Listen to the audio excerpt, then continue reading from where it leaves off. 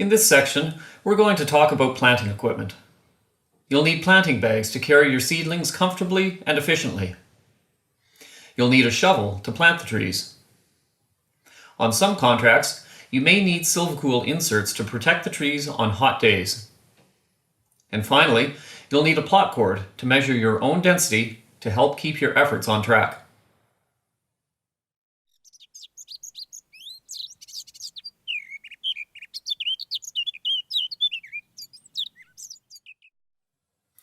Your planting bags are your personal gear. You'll use them every day until they start to rot and fall apart, although the smart planters buy newer bags before that point to maximize comfort. It still amazes me that some people will try to save $70 by using a tattered old set of bags that's held together with rope and duct tape with no padding remaining, instead of just buying a comfortable new set with good padding. You're going to be wearing your bags for probably 600 or 700 hours in a season. That's about 10 cents an hour for your bags if you use them for a single season, or 5 cents an hour if you use them for 2 seasons. To me, it makes sense to spend a few pennies per hour to be more comfortable. Planting bags usually have 3 pouches fastened to a waist strap. The waist strap should have a piece of padding on it to cushion the weight as it's resting on your hips. There's a plastic buckle on the front of the bags to strap yourself in and to prevent the bags from shifting and sliding around. They also have a set of shoulder straps to help redistribute some of the weight and take it off your hips. It's also possible to buy a set of bags with 4 pouches instead of just 3. These are usually called 4-baggers instead of 3-baggers. There are advantages and disadvantages to getting 4-baggers. They distribute the weight around your waist somewhat more evenly, so they're slightly more comfortable. The extra pouch sometimes makes it easier to carry extra gear with you, such as raincoats or extra trees. However, they also weigh a tiny bit more than 3-baggers. Not much more, but every ounce counts when you're strapping on a full load of trees. 4-baggers are more expensive, probably by an extra $30 or so. 4-baggers used to be virtually unknown in the interior for many years, although a very large percentage of coastal planters have always used them because they're especially handy when planting multiple species. In the past couple of years, more interior planters have discovered that they can be pretty convenient. Make sure that all the buckles are adjusted properly when you get your bags. Many first-year planters assume that they're set up properly by the manufacturer. However, everybody's body is different. The waist strap can obviously be adjusted in size.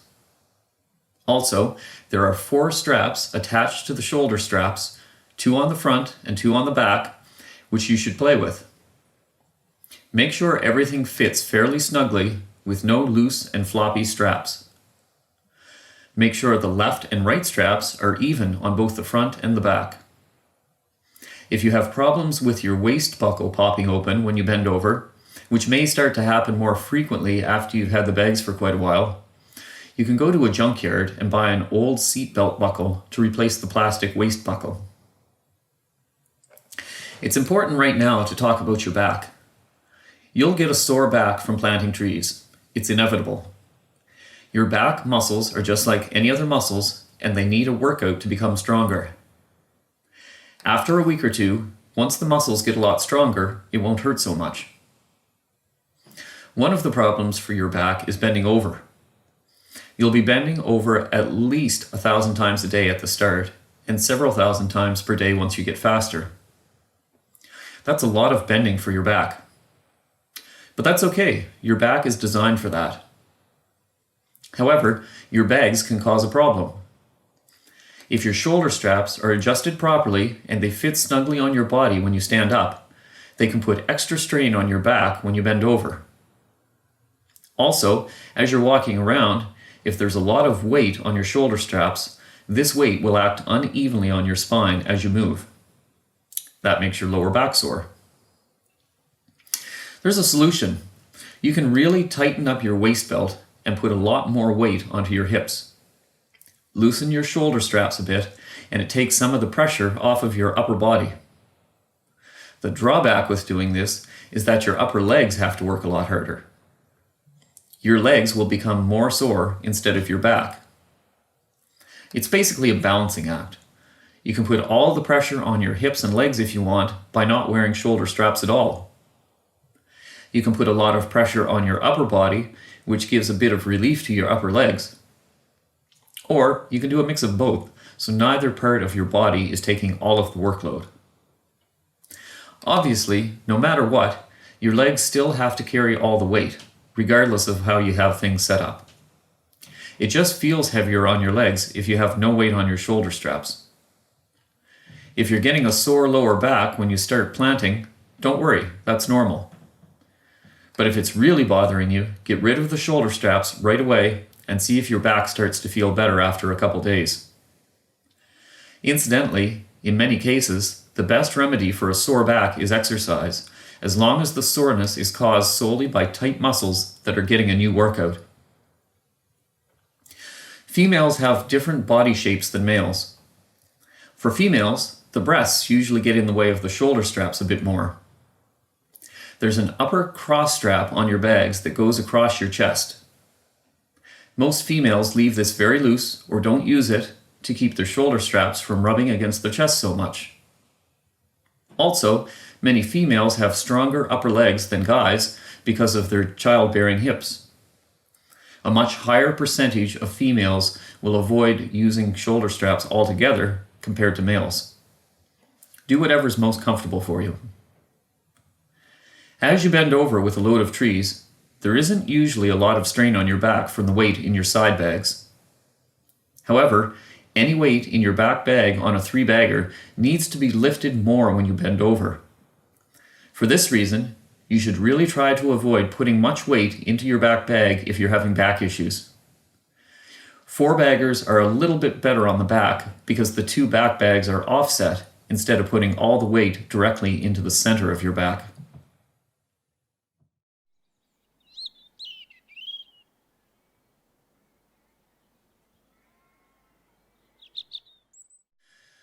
Shovels come in a variety of styles, lengths, and weights.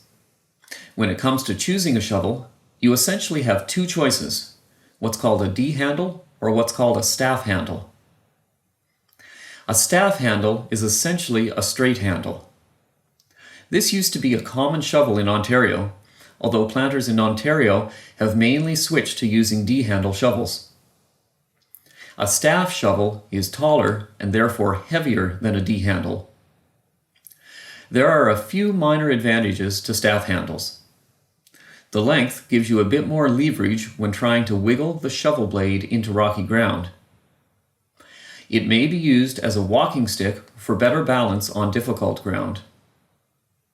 Also, its design means that it reduces the impact to the wrist and arms, especially on rocky sites or compact soils.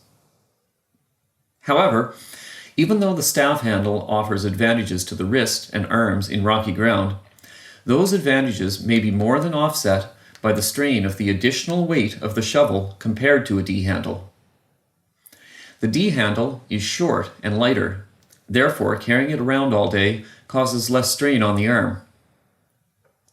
It's slightly easier if you're doing helicopter work because the handle can be clipped through the belt buckle on your planting bags to make sure it doesn't fall out of a sling. Also, with the proper tools, the shovel length can still be adjusted quite easily. You'll find that about 99% of planters in BC use D-handle shovels. There's another type of shovel called the ergonomic D-handle, which has a slanted handle shaped differently than the traditional D-handle.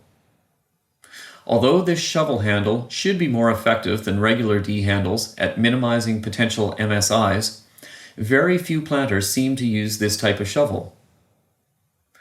In addition, there's one specific problem with this type of shovel. I recommend that planters learn to plant ambidextrously, and that just isn't possible with the ergonomic D-handle. Once you've picked your style, you can look at the length and weight of the shovel. Many planters say that lighter is better, while others suggest that a bit of extra weight can help increase the momentum required to drive the shovel into hard ground. Some people cut the kicker off of one side of the shovel to save a few extra grams of weight. I personally don't see a huge benefit in this, and sometimes it's nice to have both of your kickers available, but you can make that decision on your own. If you decide to shorten the shaft a bit, that will save a few ounces of weight. That's probably a good idea for a lot of people. However, be sure before cutting it that you have the proper hacksaw blade for the job. Some shovel shafts are metal and some are fiberglass. Most camp supervisors should have all the tools required to take a shovel apart to shorten it. Don't cut off too much at once. Cut off a couple inches and try it out for a few days. You can always come back and cut more off later if you think it's still too long. But if you cut too much off the first time, you just can't lengthen it again. Your foreman and your trainer can show you more in person, and they can perhaps let you try holding a couple of different shovels. When you go to buy gear, your foreman will probably accompany you to make sure that you get the right items.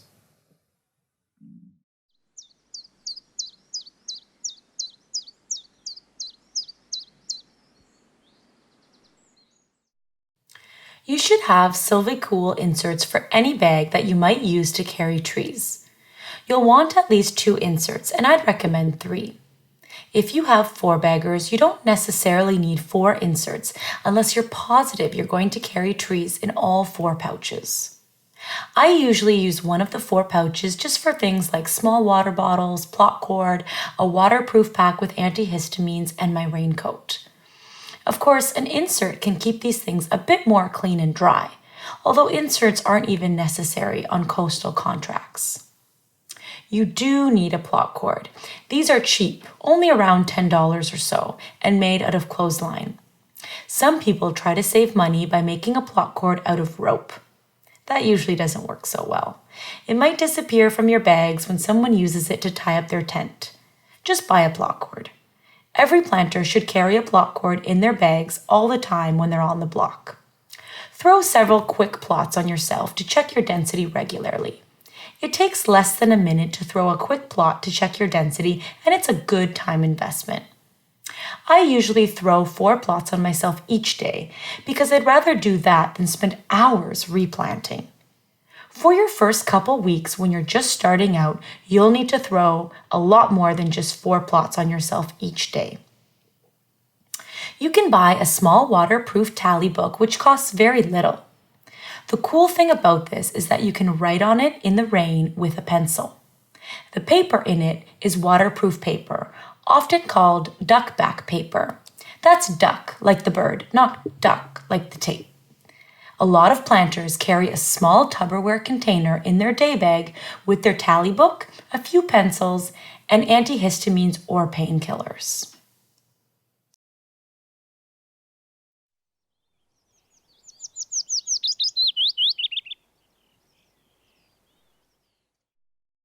I'm going to take a moment now to talk to you about the 4 main types of gear you're going to need to purchase before the season starts.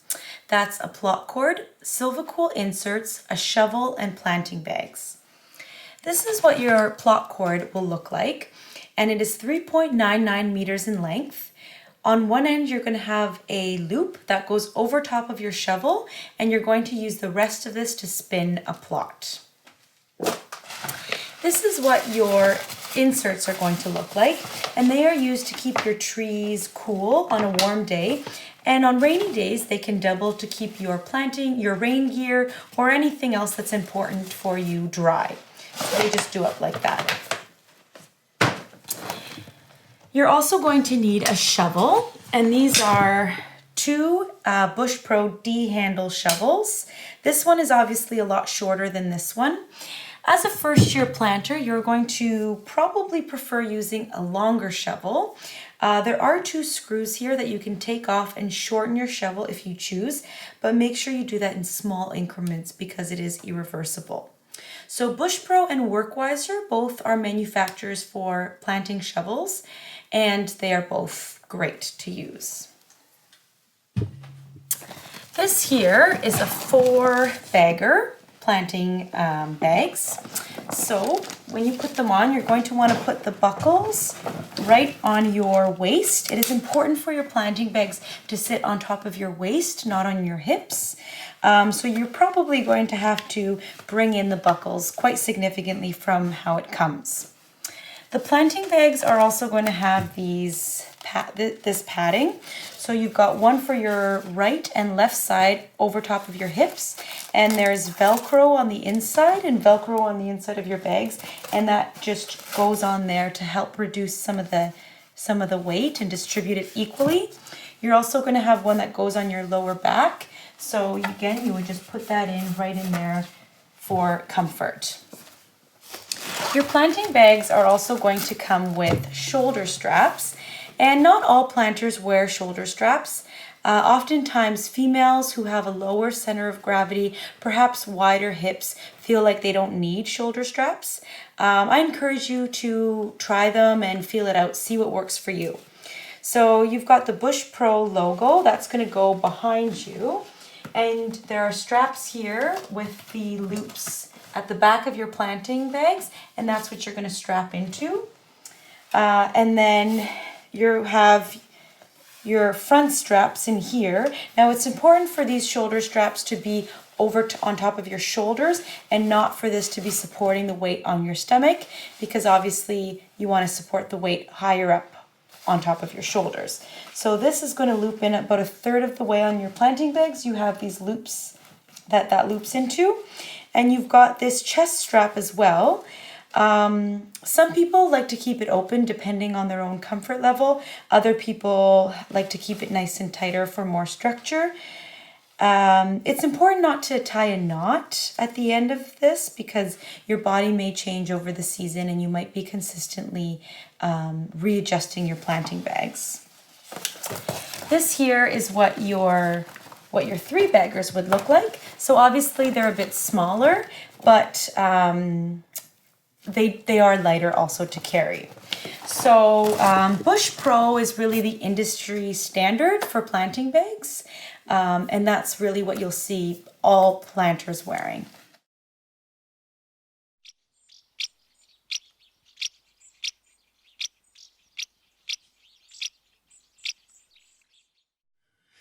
You'll need an extensive list of non-planting gear, both in terms of clothing and other things. I already touched on this briefly in the section on PPE. For clothing, you'll need boots, socks, pants, long underwear for when it's cold, long sleeve shirts, t-shirts, gloves, and rain gear. Also, a sun hat and a good fleece both come in pretty handy. You may also want a set of town clothes, such as a light pair of hikers, so you don't have to wear your heavy work boots on days off. Other items that planters often own include things like a knife, duct tape, a wind-up flashlight, toiletries, sunscreen, fingernail clippers, a tent, sleeping bag, a foamy for under your sleeping bag, a day bag or backpack, insect repellent, an alarm clock, and so on. Now obviously not all of these are items that you'll bring to the block every day.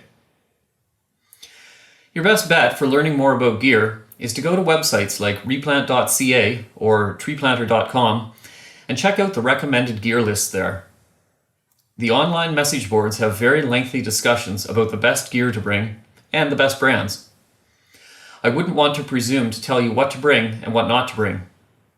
Everyone seems to have wildly different opinions on the best stuff to pack for a season of planting.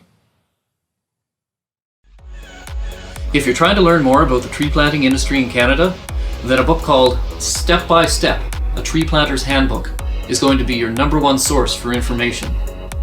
All of the information in these videos came from Step by Step, although the book contains about 3 times as much information as the videos do. Let's take a quick look at what's inside. Why do we plant trees? Health.